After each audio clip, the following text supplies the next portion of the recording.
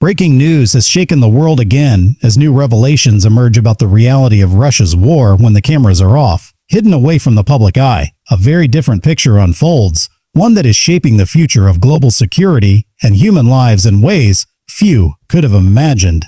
And the narrative of the war that is shown on official channels and mainstream outlets is one of controlled footage, prearranged press visits, and carefully crafted statements.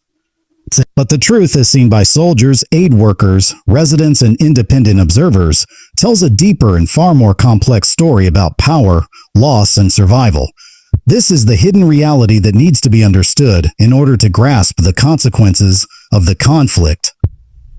At its heart, the war is not only about the territorial disputes and military maneuvers that make headlines. It is a clash of narratives, resources, and identities. Official videos and press briefings highlight only selected scenes of progress and discipline. Yet behind closed doors, logistical struggles, internal disagreements, and human suffering reveal a much more raw and unfiltered reality. In the first phase of the story, the images looked organized, almost mechanical. But as time has gone on, the cracks in that image have widened, and now entire regions are living with the consequences of a drawn-out and unpredictable war. People are learning that the cost is not measured only in money, but in the breakdown of community life and trust.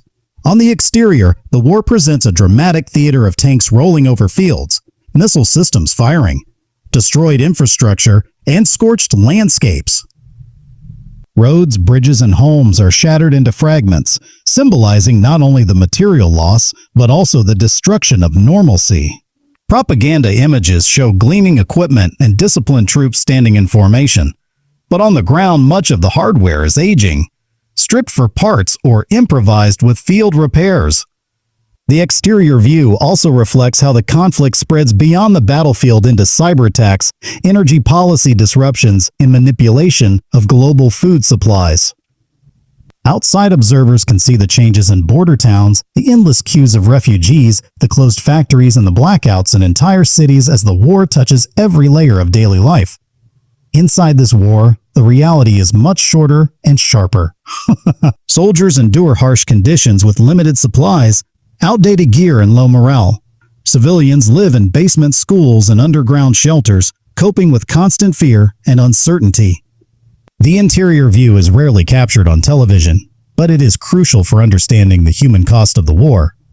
Families are separated, children miss months of education, elders sit in unheated rooms waiting for news of relatives.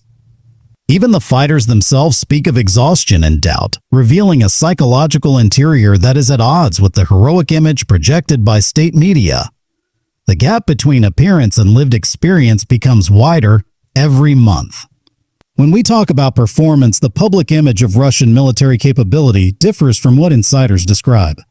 High-tech weapon systems showcased in parades often fail in real combat conditions due to poor maintenance, logistical challenges, and the unexpected resilience of the opposition. Performance metrics such as troop movement speed, artillery accuracy, and air defense effectiveness have shown inconsistencies that undermine the narrative of invincibility. Soldiers complain about slow supply lines, fuel shortages, and communication breakdowns. Downs. Officers try to innovate on the ground, but often without enough resources or support. The performance of the war machine becomes less a question of technology and more a question of human endurance under stress. Safety features in this context mean far more than just equipment. On paper, there are protocols to protect civilians, ensure soldier welfare, and secure supply lines. In reality, those safety measures are patchy. Evacuation corridors collapse under shelling, medical support is delayed, and troops improvise their own survival strategies. Civilians are often caught between front lines without clear information about safe routes. Aid convoys are hindered by bureaucracy or targeted by opportunists. The lack of consistent safety features deepens mistrust among both combatants and affected populations and creates a cycle where everyone feels less secure. Even the hardened fighters begin to question the systems meant to protect them. Yet there are unique selling points of this war for Russia's leadership. It has become a testing ground for new weapons, cyber tactics, and propaganda methods.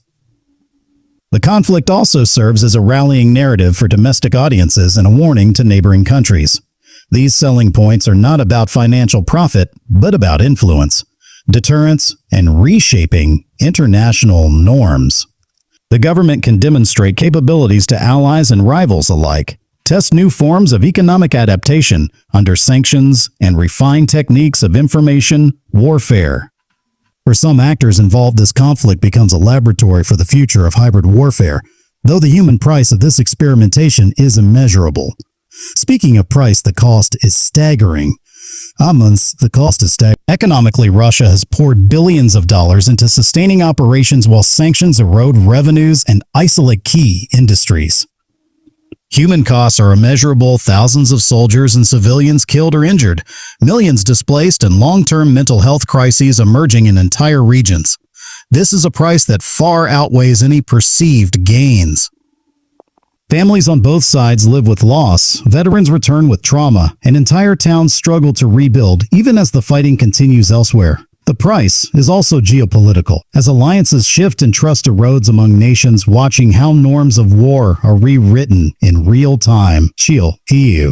All of these layers create a portrait of a conflict that is very different from the images shown in controlled environments. The exterior might show strength and order, but the interior tells of chaos and suffering. The performance is inconsistent, safety features are weak, unique selling points serve political ends, and the price is paid in blood, trust, and future stability. Understanding these hidden layers is essential to moving beyond headlines to grasp what is really happening and what it means for the world. It also challenges each observer to question how wars are presented, how narratives are built, and how truths are hidden in plain sight.